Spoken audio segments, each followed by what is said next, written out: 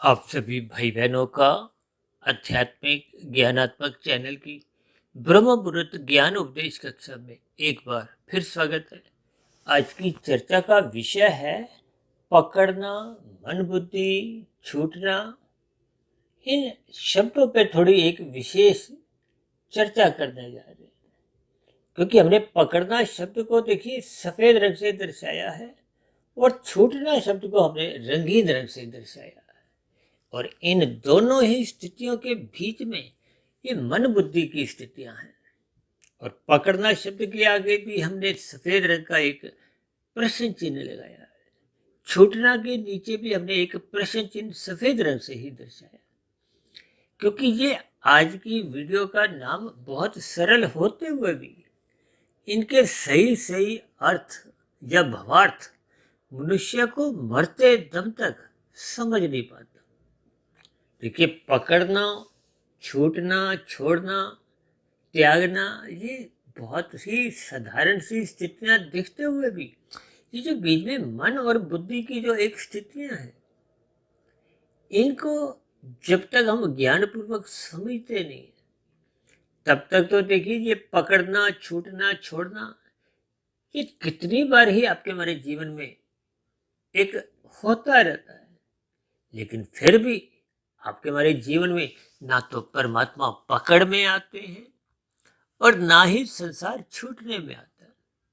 देखिए, ये बहुत ही एक सरल सच्चाई है, कटु सच्चाई है तो सरल शब्दों में, लेकिन कभी कभी जब हम इन पर चिंतन करते हैं तो यही बात आपको में एक बुरी लगती है।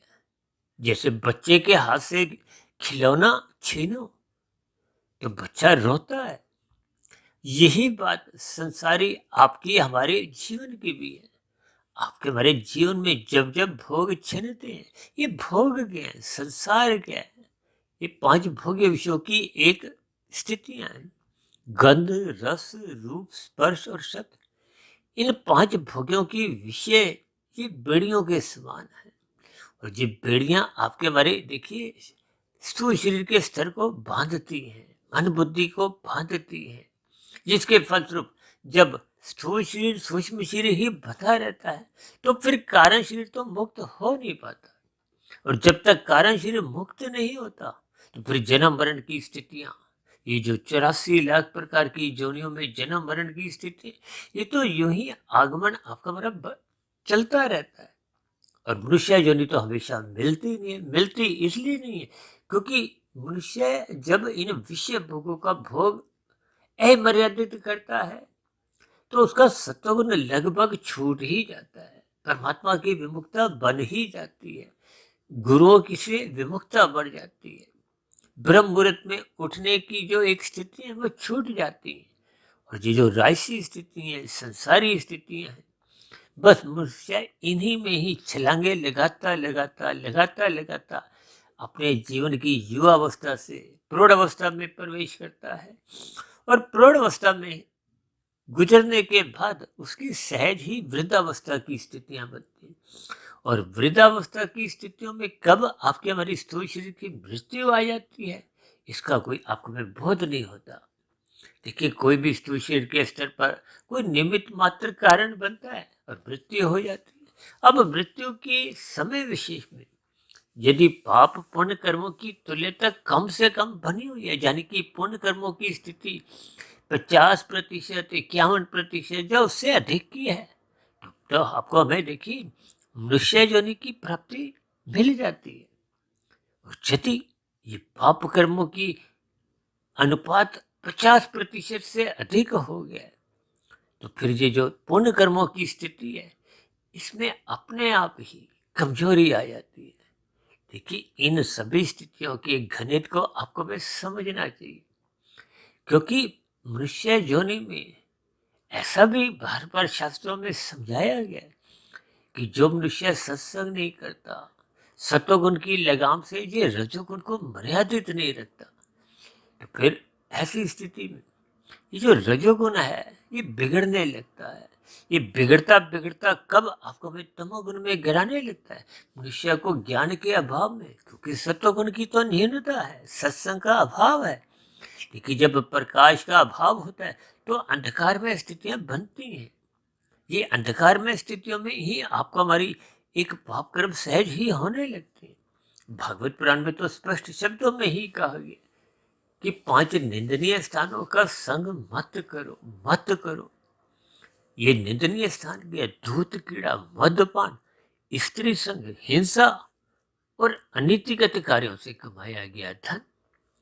और एक साधारण संसारी मनुष्य कभी ना कभी इन 5 स्थितियों में से 1 का, 2 का, 3 का और कहीं कहीं देखिए 4 का या 5 का भी संग करता हुआ अपना जीवन यूं ही एक अधोगति की ओर ले जाने की स्वयं ही तैयारी करता है। क्योंकि ये 5 निंदनीय स्थान है। इन निंदनीय स्थानों का संग होने मात्र से मनुष्य को पाप कर्म करने नहीं पड़ते, सहज ही होते रहते। देखिए, इन शब्दों के एक तर्क संगत स्थितियों का एक भावार्थ समझो। कैसे कैसे ये प्रकृति के 3 गुण आपके हमारे जीवन को चलाते हैं। देखिए, हम इन 3 गुणों का जैसा जैसा संग करते हैं फिर वैसा वैसा रंग आपके हमारे स्वभाव में। देखिए, आदतें प्रवेश कहाँ से करती है? स्थूल शरीर से। ये स्थूल शरीर के स्तर पर बहुत धीरे से प्रवेश करती है। फिर मन बुद्धि के स्तर पर जब हम इन बुरी आदतों की पुनरावृत्ति करते हैं तो फिर बस मन बुद्धि पकड़ में आ जाती है। मन बुद्धि के भीतर एक रस बुद्धि बन जाती है। मन बुद्धि के भीतर एक स्वभाव बनने लगता है। और ये स्वभाव जब हम बार बार पुनरावृत्ति करते हैं तो फिर ये कारण शरीर में अपने स्थान बना लेता है। यानी कि बुरा संस्कार, राजसी, तामसी, इन दोनों गुणों का जो एक संस्कार है, स्वभाव है, ये अब कारण शरीर में बन जाता है। जब कारण शरीर में इसका स्वभाव बन जाता है, यहाँ स्वभाव का अभिप्राय देखिए एक प्रधान स्थिति से है। जैसे लोकसभा में देखिए जिस दल का बहुमत होता है, प्रधान स्थिति होती है, फिर उसी दल का ही नेता को प्रधानमंत्री चुन लिया जाता है। और चलती तो देखिए प्रधानमंत्री की है। चलने का अभिप्राय क्या है?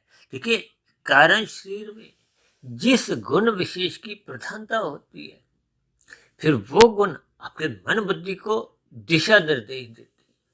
या यूं को कि देखिए ये मन बुद्धि ही ये एक गृह मंत्री है, या यूं कहो कि ये दूसरे स्तर पर एक वित्त मंत्री है। देखिए, ये दोनों ही स्थितियों के एक वचन आप समझिए। फिर ये स्थूल शरीर के स्तर पर ये स्थूल शरीर की 5 ज्ञानेंद्रियां, 5 कर्मेंद्रियां, फिर इनको ये दिशा निर्देश दे दिए जाते हैं। और इन दिशा निर्देशों का पालन करने में ये बाध्य होते हैं। जैसे आईएएस अधिकारी होते हैं या और भी देखिए कुछ अधिकारीगण होते हैं। देखिए, मैं इन सभी स्थितियों द्वारा मात्र शास्त्रों की बातों का जो एक वचन है उनको समझाने का एक प्रयास कर रहा हूँ। इन सभी स्थितियों को आपने केवल उतने अंश में ही ये भौतिक स्थितियों को, चाहे संसद की स्थितियां हो, चाहे दल की स्थितियां हो, चाहे मंत्री की स्थितियां हो, इनको मात्र एक उदाहरण के तौर पर की बात शास्त्रों की समझ में आ जाए। देखिए, हमारा तो आध्यात्मिक ज्ञानात्मक चैनल है। इसमें भौतिक गतिविधियों को हम उतने ही अंश में लेते हैं कि सैद्धांतिक बातें जो बहुत ही सूक्ष्म स्तर पर एक गहरे भाव रखती हैं, वो कभी कभी बिना उदाहरण की बात समझ नहीं आती। जब बात समझ नहीं आती तो उसकी गहराई तक हम पहुंच नहीं पाते। देखिए, शास्त्र आपको मैं समझाना क्या चाहते हैं। भगवान श्री कृष्ण जी ने गीता में एक एक शब्द जो बोला है उसका एक वचन है। और जो तो मैं बार बार कहता रहता हूँ, शास्त्रों में एक एक शब्द बहुत ही नपा तुला तोल तोल के कहा गया है। उनका एक क्रम है। उस क्रम में ही आपको मैं समझना चाहिए, उनके भावार्थ समझने चाहिए। अक्सर मैं बार बार कहता रहता हूँ कि धर्म को प्रथम स्थान पे जीवन में बनाए रखो। ये धर्म ही आपके हमारे जीवन को मर्यादित रखता है, संतुलित रखता है, अनुशासित रखता है। अन्यथा ये जो आपके हमारे जीवन में जो 2 अन्य पुरुषार्थ हैं, अर्थ और काम, देखिए, अर्थ का अभिप्राय तामसी स्थितियों से है, क्योंकि धन कोई खाने की चीज नहीं है। इससे हम पदार्थ खाते हैं, खरीदते हैं, खाते हैं, भोगते हैं या उनका उपयोग करते हैं, भोग करते हैं। देखिए, इन स्थितियों की सूक्ष्मता को, इनकी गहराइयों को आप समझो।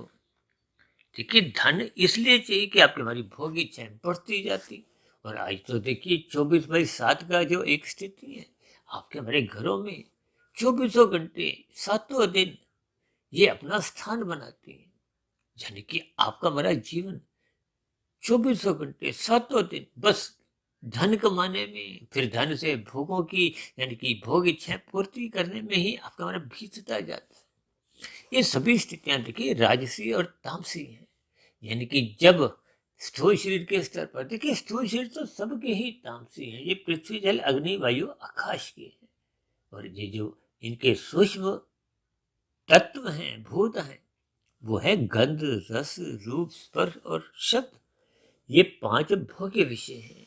इन भोग्य विषयों की लोलुपता जितनी जितनी आपके हमारे जीवन में प्रधान स्थिति में होती जाती है, तो फिर उन विषय भोगों की पूर्ति के लिए मनुष्य भाग दौड़ करता है, हाय तौबा करता है, दिन रात भाग दौड़ करता हुआ, धोखे 4 4 के 40, यानी कि पहले तो लाभ के लिए घर से निकलता है, फिर उस लाभ को कमाते कमाते कब उसके मन बुद्धि में ये लोभ की स्थितियां बैठ जाती हैं। कभी कभी तो ऐसे गहरे तल पर बैठ जाती हैं कि मनुष्य लोभ से फिर संग्रह वृत्ति की एक स्थिति मजबूत बना लेता है। और संग्रह वृत्ति का भूत जब मन बुद्धि के स्तर पर अपना घर बना लेता है, तो फिर मनुष्य ये जो अनीतिगत कार्य हैं, घोटालेबाजी की स्थितियां हैं, फिर इनको करने में भी मनुष्य लज्जा महसूस नहीं करता, क्योंकि अब वो धन की संख्या बढ़ाना चाहता है। तभी तो ये लाखों के नहीं, करोड़ों के ये हेरा फेरी आप सुनते ही हो। इन सभी स्थितियों में जब मनुष्य गहरे तल पर उतर जाता है, तो फिर मनुष्य से कब कितने पाप कर्म होने लगते हैं मनुष्य को बोध नहीं होता। ये पाप कर्मों की अधिकता ही आपका हमारा कर्माशय बिगाड़ती है।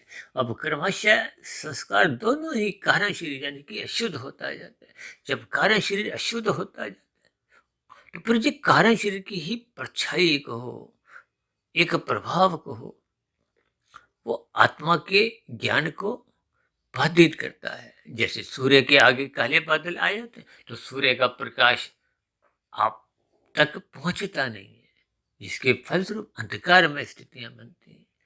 ये अंधकारमय स्थितियों में जैसे देखिए तन ठोकरे खाता है, तो फिर मन को भी सही सही स्थितियां, दिशा का बोध नहीं होता। तो फिर वो परमात्मा की विमुखता ही मनुष्य को संसार में, यानी कि ये जो छूटना शब्द हमने लिखा है ना, ये संसारी स्थितियां हैं। देखिए, इन सभी स्थितियों की आपको हमें एक गहरे तल पे भावार्थ समझने चाहिए, क्योंकि मनुष्य इन विषय भोगों को बार बार पकड़ता है, धन पकड़ता है, विषय भोग पकड़ता है, सब एक ही स्थितियां हैं। और पकड़ने पकड़ते कितना इनको भोगता रहता है। ये 24/7 की स्थितियां हैं। लेकिन जब ये भोग में स्थितियां कष्टदायी होती है, दुखदायी होती है, देखिए जब आपका हमारा भोग्य इंद्रियां एक अवारागर्दी करती है, तो आप देखोगे ना स्थूल शरीर के स्तर पर विभिन्न प्रकार के रोग भी उत्पन्न हो जाते हैं। तो फिर ऐसी स्थिति विशेष में, जैसे किसी को मधुमेह का रोग है, एक उच्च रक्तचाप का रोग लग गया है, हृदय का रोग लग गया है, कोई थायराइड का रोग है, देखिए ये सभी एक साधारण सी एक स्थितियां हैं। यानी कि ये बिगड़ा हुआ आपका हमारा जो एक चाल चलन है, आपके हमारे जो आहार की बिगड़ी हुई स्थितियां हैं, ये सर्वप्रथम स्थूल शरीर को रोगग्रस्त करती हैं। मन बुद्धि के स्तर पर काम, क्रोध, लोभ, मोह, अहंकार, ये एक मानसिक रोगों को उत्पन्न करती है। और ये सभी स्थितियां फिर धीरे धीरे ये जो संसारी विषय भोगों को जो आपने हमने पकड़ा हुआ था, फिर उस स्थिति विशेष में ये फिर हम छोड़ने लगते हैं, जो छूटने लगते हैं। लेकिन ये सभी स्थितियों के देखिए भावार्थ क्या, यदि हम उस परमात्मा को पकड़ते नहीं है, तो ये जो छूटने वाली स्थितियां हैं, ये छूटती नहीं है। ये उतने दिन तक ही अस्थायी रूप से छूटती है जब तक आपका हमारा स्थूल शरीर के वो रोग समाप्त नहीं हो जाते। देखिए ऐसे कितने ही मनुष्य हैं जो डॉक्टर के निर्देश पर ब्रह्म मुहूर्त में उठकर सैर करने जाते हैं, योगा करते हैं, व्यायाम करते हैं और भी अपनी दिनचर्या को एक व्यवस्थित रखते हैं। और जब उस स्थिति विशेष में उसकी पुनः भोग्य इंद्रियां, 5 ज्ञानेंद्रियां, नाक, जिह्वा, आंख, त्वचा, कान ये तंदुरुस्त हो जाती हैं। हाथ पैर वाली लिंग गुदा की स्थितियां, यानी कि ये भोग्य ज्ञानेंद्रियां और कर्मेंद्रियां ये पुनः जब स्वस्थ हो जाती हैं तो फिर मनुष्य 5 विषय भोगों को भोगता है। ये सभी स्थितियां आपको हमें देखिए पकड़ना और छूटना, देखिए छोड़ना अलग स्थिति है, छूटना अलग स्थिति है। अब मुझे एक उदाहरण बहुत गहरे तल पे अभी ध्यान में आ रहा है। अक्सर आप भाई बहनों ने किसी ने भी सर्कस देखी होगी। सर्कस में जो पहला और या कभी कभी अंतिम, क्योंकि जब एक शो का अंतिम स्थिति वो रिंग की होती है, नीचे एक जाल सा बिछा होता है, तो एक रिंग को छोड़ा जाता है, दूसरे को पकड़ा जाता है और दूसरे को पकड़ने का जब तक हम निर्णय नहीं लेते तब तक वो पहले को छोड़ता नहीं। अगर दूसरे को पकड़े बिना आप पहले को छोड़ देते हो तो फिर ऐसी स्थिति में क्या होता है, वो नीचे गिर जाता है। इनकी एक भावार्थ आप समझिए कि देखिए जब तक हम परमात्मा को पकड़ते नहीं है, यह पकड़ने का अभिप्राय परमात्मा को है, गुरु को है, शास्त्रों को है, ब्रह्म मुहूर्त को है, यानी कि जब तक आप और हम ज्ञानमय स्थिति अपनी मजबूत नहीं करते, जब परमात्मा को पाने का एक लक्ष्य नहीं बनाते, या यूं को कि जब तक हम प्रकाश नहीं करते। देखिए शाम को जब सूर्य ढलता है तो अंधकार में स्थितियों से बचने के लिए हम सर्वप्रथम क्या करते हैं, प्रकाश करते हैं, बल्ब ट्यूब जलाते हैं। बिना बल्ब ट्यूब जलाए वो अंधकार जाता नहीं है, और जब जला लेते हैं तो ऐसे लगता ही नहीं कि वहां अंधकार भी था। यानी कि जब हम परमात्मा को पकड़ लेते हैं तो फिर संसार ये छूटता है, उससे पहले ये छूटता नहीं। और पकड़ना किसने, ये जो हमने दूसरी पंक्ति में, यानी कि इन दोनों के मन और बुद्धि के बीच की जो एक स्थितियां हैं, ये मन और बुद्धि जब तक उस परमात्मा से जुड़ते नहीं है, शास्त्र तो बार बार यहां तक कहते हैं मन ही बंधन का कारण है, मन ही मोक्ष का कारण। बंधन का कारण कब है, जब ये संसार में विषय भोगों में उलझ जाता है। और मोक्ष की स्थिति कब बनती है, जब परमात्मा को पाने का इसका लक्ष्य बन जाता है, सत्संग करना आरंभ हो जाता है। तभी तो हम बार बार कहते हैं श्रद्धा पूर्वक सत्संग करो। देखिए श्रद्धा पूर्वक सत्संग का मतलब क्या है कि जब मन और बुद्धि, बुद्धि द्वारा देखिए निर्णय हो जाता है। अब बुद्धि द्वारा निर्णय होने पे यदि मन नहीं मानता तो फिर स्थितियां सही से बनती नहीं है। अक्सर देखिए आपके हमारी बुद्धि, भले ही हम बुद्धि बुद्धि करते रहते हैं, लेकिन ये बुद्धि की भी देखिए अलग अलग स्थिति है। किसी की तामसी बुद्धि है, किसी की राजसी बुद्धि है, किसी की सात्विक बुद्धि है। और सात्विक बुद्धि रहने से ही ये मन के ऊपर अपना नियंत्रण बनाने में समर्थ है। यदि बुद्धि ही राजसी है तो मन तो पहले ही राजसी है, यह अनादिकाल से विषय भोगों में ही ढूंढता रहता है, इन 5 विषय भोगों की गलियों में ही आवारागर्दी करता है। तो फिर ऐसी स्थिति में मन बुद्धि में दोस्ती बनी रहती है, इसके फलस्वरूप मन और बुद्धि ये दोनों राशि रहती है। तो फिर इनमें एक विशेष स्तर पर संसार को भोगने की लत लग जाती है। और यदि मनुष्य श्रद्धा पूर्वक सत्संग करता रहता है तो बुद्धि में विवेक शक्ति जगती है। विवेक शक्ति जगने से प्रकृति के 3 गुणों का जो सूक्ष्म ज्ञान विज्ञान है, जिसको स्वयं गीता में भगवान श्री कृष्ण जी ने एक गूढ़तम ज्ञान से एक संबोधित किया। और हम तो इस गूढ़तम ज्ञान पे ही प्रतिदिन सुबह शाम चर्चाएं करते हैं, क्योंकि प्रकृति के 3 गुण, तमोगुण, रजोगुण और सत्वगुण की ये एक नित्य गुण है, भले ही जड़ है। इन 3 गुणों से ही आपके बड़े 3 शरीर बनते हैं, स्थूल शरीर, सूक्ष्म शरीर, कार्य शरीर। देखिए जन्म मरण की स्थितियां या 84 लाख प्रकार की जोनियों की स्थितियों का अभिप्राय स्थूल शरीर से है। उनकी जो मन बुद्धि की स्थिति है ये सूक्ष्म शरीर की स्थितियां हैं, और कर्माशय और संस्कारों की स्थितियां हैं। देखिए स्थूल शरीर के स्तर पर हम जो जो एक कर्म करते हैं उसका कर्माशय कारण शरीर में बनता है, और बने हुए कर्माशय के साथ साथ ही उसके संस्कार बनते हैं। देखिए ये बहुत ही सूक्ष्म स्तर की स्थिति। जैसे हम स्थूल शरीर के स्तर पर जब लाल बत्ती एक जंप करते हैं, भाग जाते हैं, तो आपका कमरा चलान करता है, यानी कि कानून का, नियमों का पालन करना किसके लिए अनिवार्य है? स्थूल शरीर के स्तर पर। मन बुद्धि नहीं मानता तो आपका कमरा कोई चलान नहीं करता। देखिए आप लाल बत्ती पे रुके हुए हो, मन में भले ही विचार आ रहा है कि मैं लाल बत्ती पार करूं, इस स्थिति को देखते हुए आपका चलान नहीं करता, क्योंकि चलान काटने वाले इंस्पेक्टर की आपकी मन बुद्धि के स्तर पर पकड़ भी नहीं है। देखिए इसके एकमात्र भावार्थ समझने, यानी कि मन बुद्धि के स्तर पर आपकी हमारी इच्छा कैसी भी हो, संस्कार तो उसके मन के बनते हैं, बुद्धि के बनते हैं, लेकिन कर्माशय नहीं बनता। ये जो राजनीतिक दलों में भी जो आप हाथ उठते हुए, गले मिलते हुए देखते हो, ये स्थूल शरीर की स्थितियां हैं। और ये जो एक पत्रकार लोग हैं, मीडिया वाले, ये स्थूल शरीर के स्तर पर ही आपको में भोजन परोसते हैं।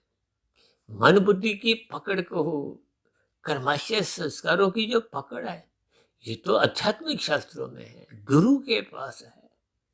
यानी कि सरकार की, कर्माशय की, ये जो कर्मफल सिद्धांत की स्थितियां हैं, इन सब को स्थूल शरीर के स्तर पर ही पर हम समझना चाहिए।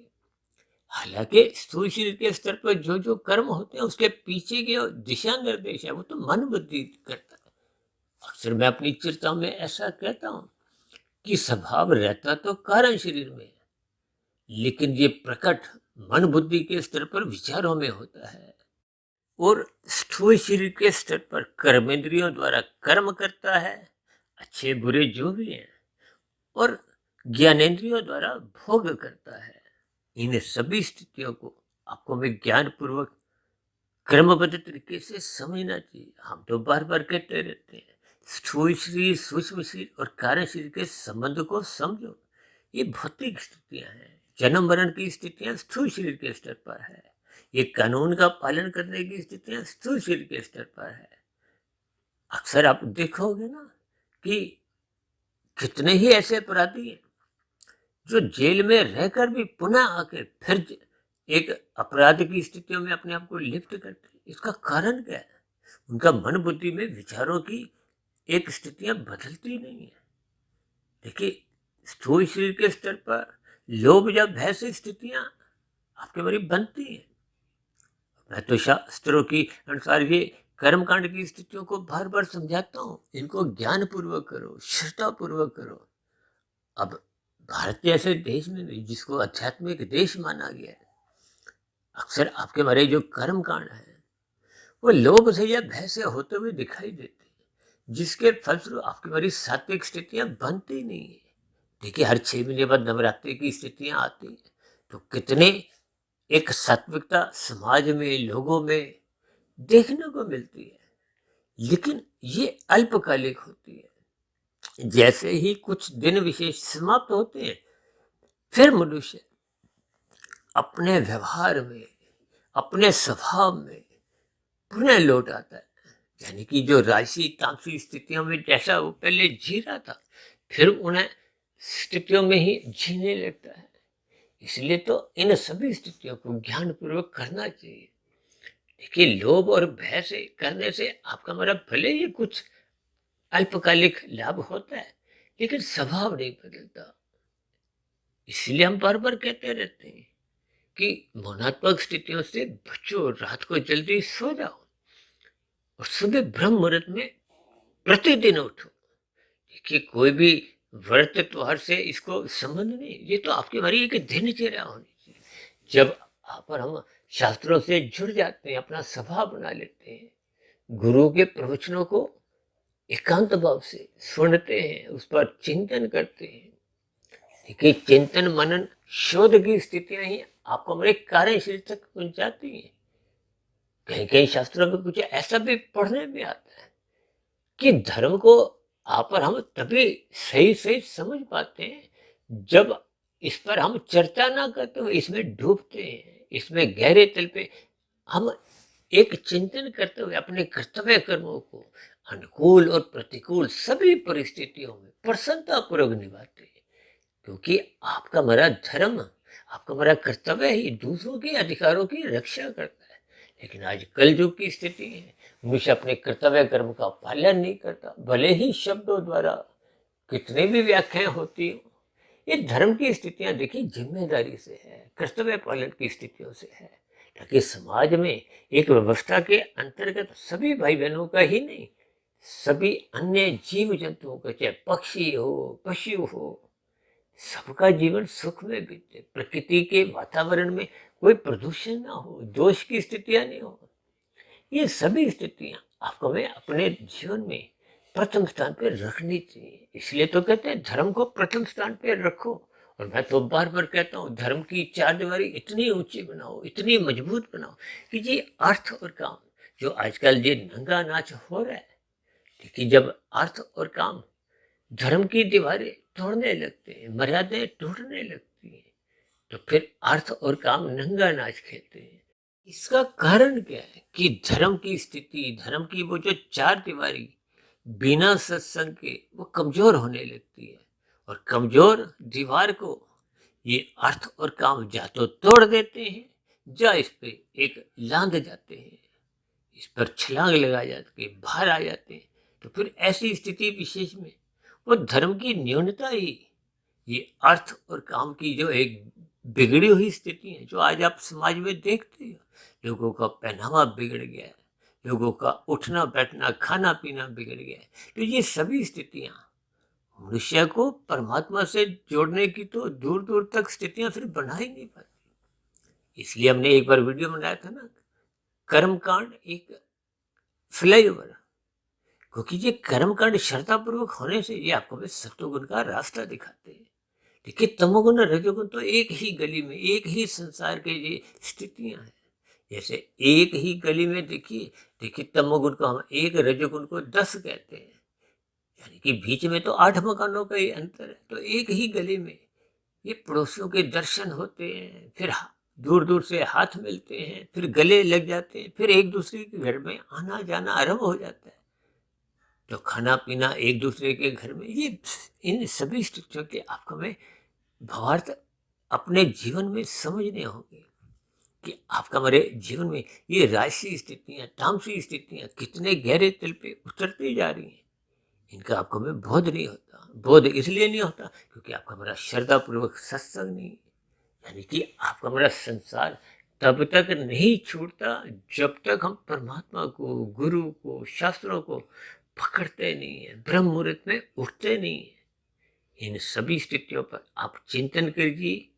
अन्यथा ये जो नीचे की जो राशि स्थितियां हैं, ये छूटने शब्द के साथ ही हमने एक प्रश्न चिन्ह लगाया, क्योंकि हम स्थूल शरीर के स्तर पर तो परमात्मा को पकड़ते हुए हर रोज ही दिखते हैं, कितने कर्म कांड करते हैं, लेकिन वो स्थूल शरीर के स्तर पर देखिए एक पकड़ने से कुछ स्थितियां में परिवर्तन सकारात्मक आ नहीं पाता। इसलिए हमने देखिए आज नीचे मन बुद्धि की स्थिति लिखी है, स्थूल शरीर का कहीं जिक्र नहीं किया, इसलिए ताकि इनकी गहराइयों में उतर कर मूल जो एक जड़ की स्थितियां हैं, जड़ क्या है, मन और बुद्धि।